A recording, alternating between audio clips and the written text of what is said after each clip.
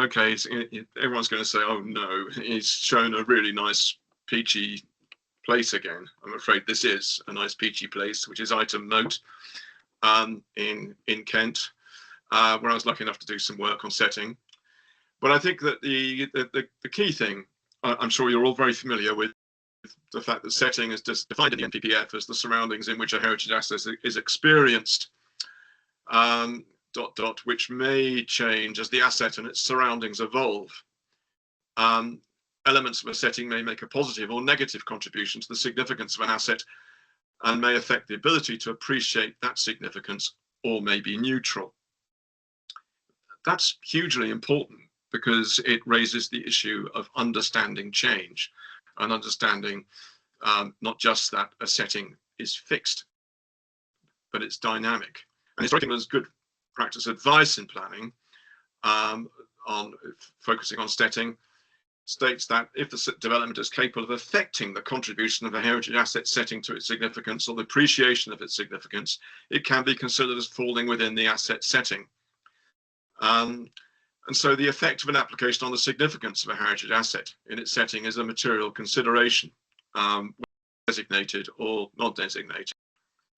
And the planning guidance policy guidance notes that accompanies the NPPF states that heritage assets may be affected by direct physical change or by change in their setting.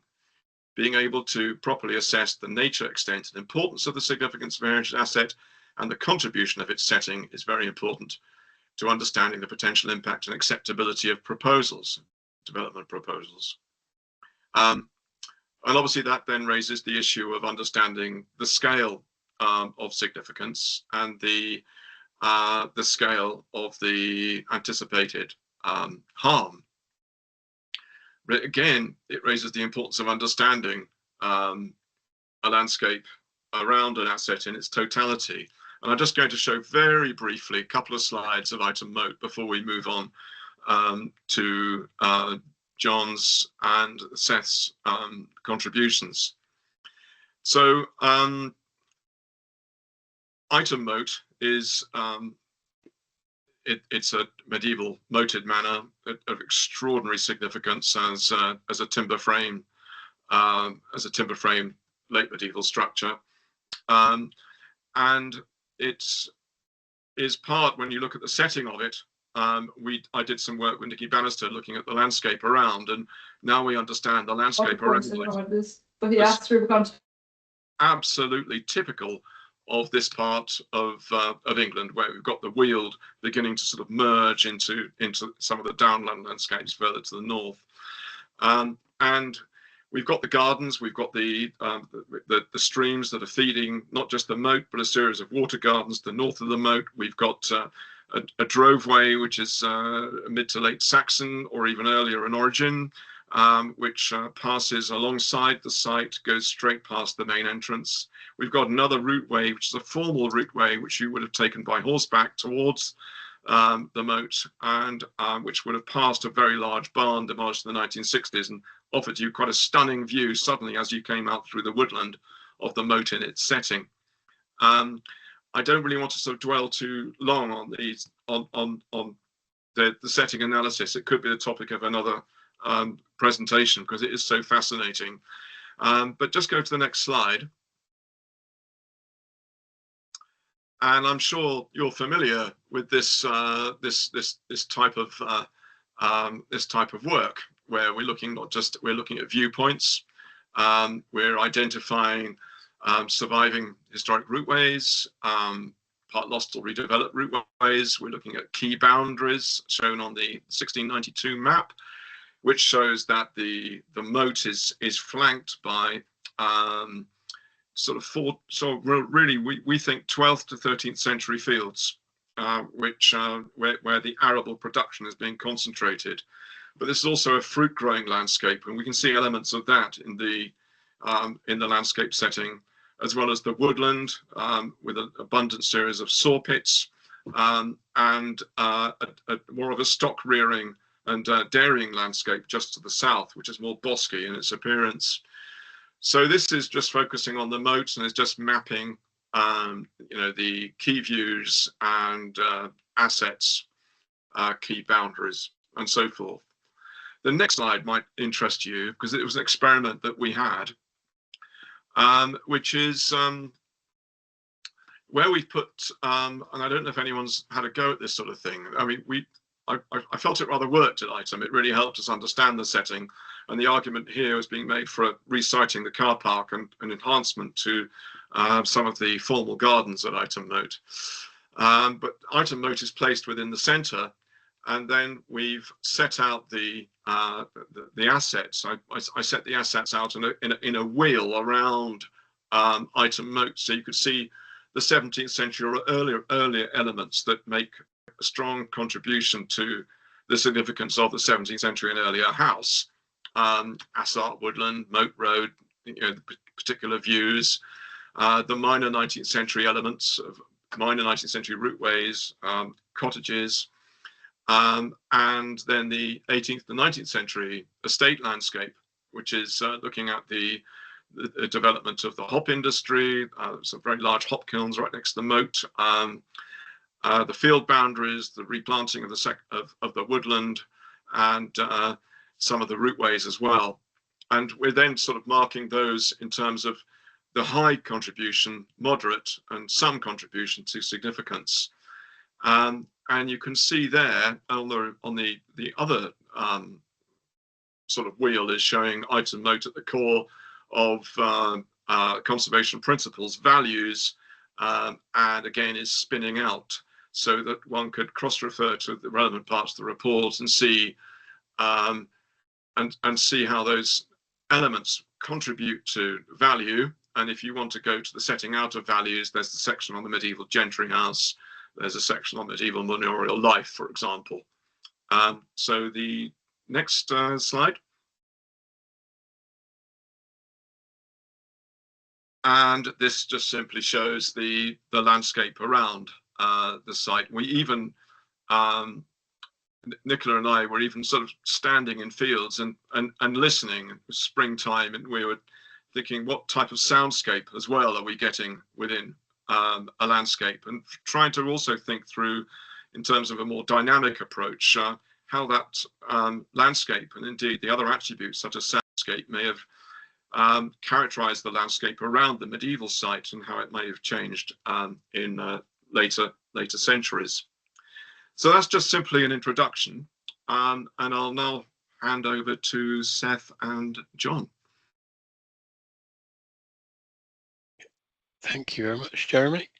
I apologise, these were rather quickly pulled together slides. What I wanted to do was to look at a project I was involved in a very long time ago that raised some really quite, for me, fundamental issues about how we understand setting and how we understand change to that setting.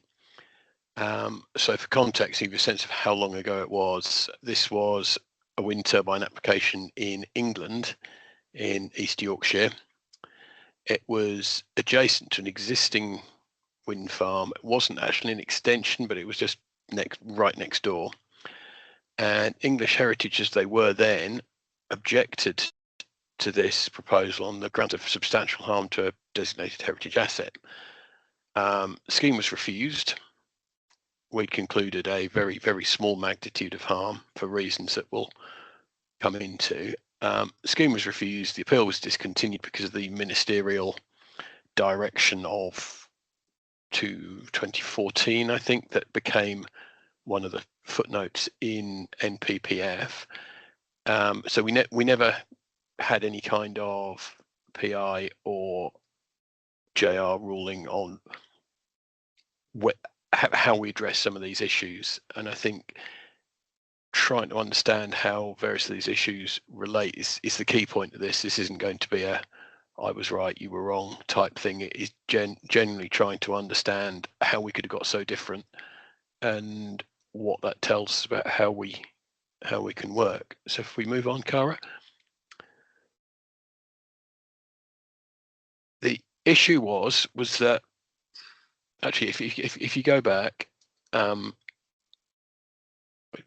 site location is East Yorkshire. The the towns at the edge are Bridlington at the north end of the plan, Hornsey at the south end, and then Driffield off to the west. So the wind farm was at the former Lisset airfield, and 6 kilometres to the north, I think, can you see the sort of green line, which is the main road between Driffield and Bridlington? On there's a little village due north of the site called Burton Agnes, and that has in it a very spectacular complex of structures. So if we can move on one. This is the map from the list. We have a very complex asset group, which is centered on a very large and very spectacular 17th century house that was supposedly built for James I's royal progress through England. There is an earlier Norman manor house there and a church, plus all the usual listed statuary, outbuildings, estate buildings within the wider village. So the thinking was this was going to be substantially harmed by visibility of that wind farm 6 kilometres away. And if we move on to the next one, when I wrote the ES, my approach was to try and understand significance and setting as a holistic concept. We knew that the significance of this building was, these buildings were spectacular. So what we have going from in the centre, we have the view as you approach to what was then the car park. So you have an enormous gatehouse and big garden wall which screens the house behind. As you come through the gatehouse, that's the image on the right. So you have this framed view and approach to this enormous house. I mean, very classic for its time, very formal architectural garden arrangement, and pretty clear design values in that. And then to the left, there's the view from behind the house looking southwards towards where the wind farm would be. And from there, you've got, again, more formal gardens, the house, and various outbuildings. And what I tried to do was take an approach of go and think, well, we know these are the values of that. It's enormous architectural significance, some real historical significance around understanding elite display and the rest, and think about, well, as you move around, how do you experience those values? What are you looking at? So not just in terms of how you move, what views do you get, but what takes your attention, what creates that sense of there. And again, we're in the wider landscape, although actually it's not particularly visible from that wider landscape because it's now within the centre of the village, and there's a lot of, as you can see, there's a lot of tree planting around it, so it's quite a private group. If we move on, I think the result of that was, the conclusion I came to was if there was harm, it was very, very limited. And if we look at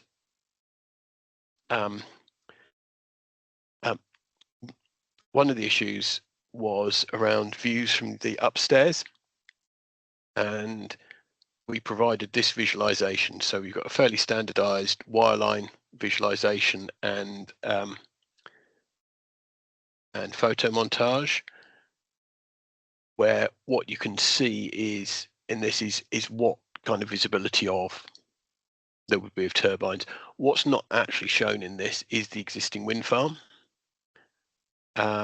which isn't visible in this one because of the level of reproduction, unfortunately. But there are already 12 wind turbines going right across that sort of central pane of glass. And this was the view which the consultation responses focused on. And apparently, or rather the argument, it was that this view was so critical to the understanding of the asset and its setting that what was there already was substantial harm. Any change to that would exacerbate that harm. And that was the basis of the objection. And this was the thing that I struggled with, is understanding what point we get to where an aspect of setting becomes so important that it becomes almost the whole essence, and that the change to that becomes so big that it becomes completely unacceptable. Because my reading was, we need to understand what is going to change, what isn't going to change, and also about what you're looking at. This is the long gallery. Actually, this is a big room, and as long galleries are, it's full of art and things to look at, and part of the purpose of a long gallery is to provide light for that. Arguably part of the purpose of that is also to give you big windows to look out over the countryside. But it was one that clearly there was complete opposition on both sides as to where that point of this is just an aspect of this, but it is such an important aspect that it has to become the determining feature. So I think that may be me. If we move on, Cara. Yeah, okay, that is me. So really, I think what I wanted to do was to think about how we address setting in terms of the holistic perceptual concept it is, how we understand where there is or may be a tipping point, and also to think about this issue of cumulative and additive change. Because in EIA terms, that was not actually cumulative change, because the existing wind farm was already there. In understanding how we might want to see cumulative change being addressed to avoid this sort of death by 1,000 cuts of an asset and sort of a series of little effects, how do we account for that? So I suppose it's really just throwing some questions into that mix about how we think about setting and how we address it. And on that, I'll hand over to Seth, who I think has got an example of a more normal structure. Thanks, John. Yeah, I'll kind of I'll kind of continue from where you are, in a sense of considering harm when we're considering change when setting, or impact in that. And then I've got a case study. Depending on time, we can cut that short, but we'll have a look. We're all obviously familiar with the concept of setting, and how the setting of an asset or the way in its experience might form a part of or contribute to its significance. It's hard to articulate, particularly when discussing kind of the broader or ephemeral aspects of context, kind of views at great distance, like the one John just presented, without straying too far into the realm of landscape and visual impact assessment. That there's obviously an overlap there, but it will often come down to a matter like a judgment call. When is a view simply a nice view? Is that view from that window that John presented just a nice view, or is it a fundamental component of the significance of the asset? And of course, we need to come to our own opinions on that, but I think we should always seek to justify and explain, and always bring that back to the aspect, the asset at the core of the assessment. The view is not the asset. The view is a component of an asset. And this is clearly ascribed in the Historic England guidance, in the setting guidance.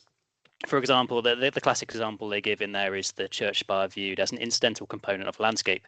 Such views, it says, are more likely to be a matter of amenity unless they are designed, say, or unless they underpin an important historical association or something, something like that.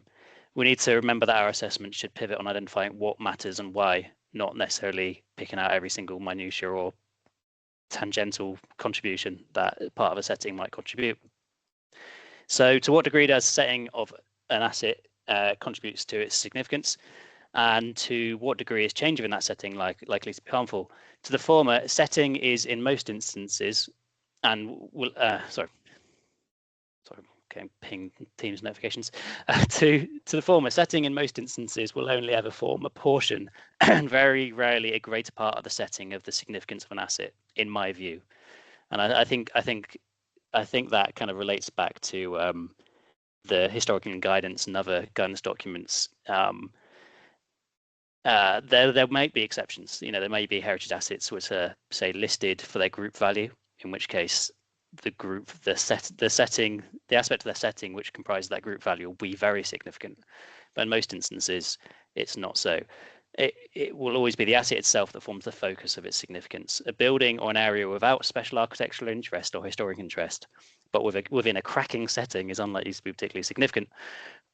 But on the flip side, an asset may be of the highest significance, but within a setting which makes very little contribution to its significance. Can you go to the next slide?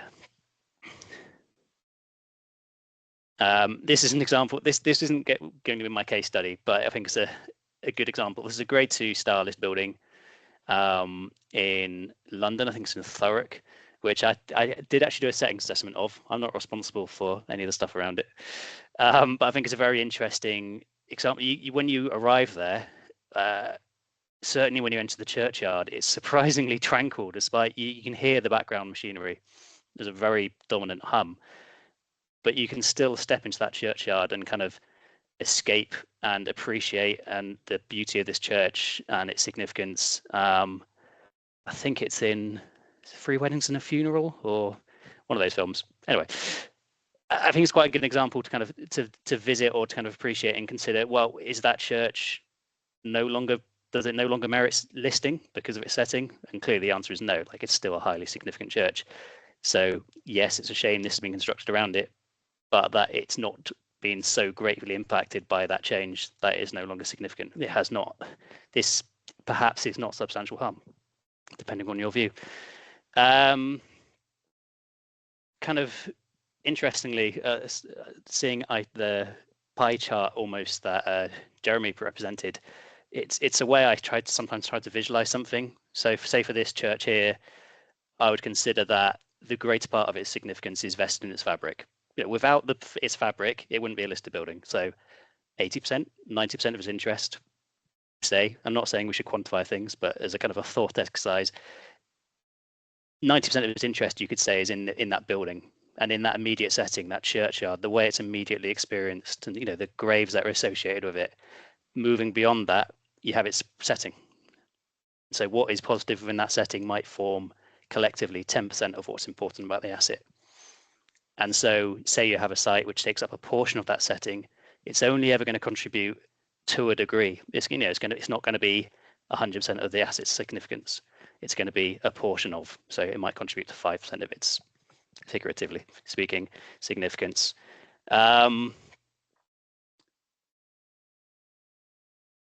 So when we come to assess the impact of change within that setting, we need to be mindful of this. That kind of the degree to which that small proportion of a setting of an asset might contribute, say. Such change within the setting, therefore, certainly when it's only in a small part of that setting, will rarely change the entirety of an asset's setting. It is unlikely to affect the physical integrity or inherent interests of a heritage asset itself. Any impact from development is unlikely to reach the extremes of harm then. In the English context, this means that development within the setting of a designated asset should never, or almost never, approach the realms of substantial harm, in my view. That would include harm within the higher end of less than substantial harm. And I'm not alone in this. The Secretary of State in the Edith Summerskill House decision stated, in cases where the impact is on the setting of a designated asset, it is only the significance that the asset derives from its setting that is affected. All the significance embodied in the asset itself would remain intact. In such a case, unless the asset concerned derives a major proportion of its significance from its setting, then it is very difficult to see how an impact on its setting can advance a long way along the scale along the scale towards substantial harm to significance. And this has also been recently reiterated in September as part of the Brighton Gasworks site decision. I was not involved in either site, just a caveat. Next slide, please. So here's a very quick example. This is a recent site I've worked on, which has been submitted to planning. The heritage asset in question is a grade 2 listed cottage of regional interest. The greatest part of its significance, in my view, is embodied in its fabric. As I said before, it's a good example of a vernacular cottage for the region. It has been extended and altered over time, but retains its interest. It's also important, however, for its setting. So it's situated on a crossroads as a focus for a very small hamlet.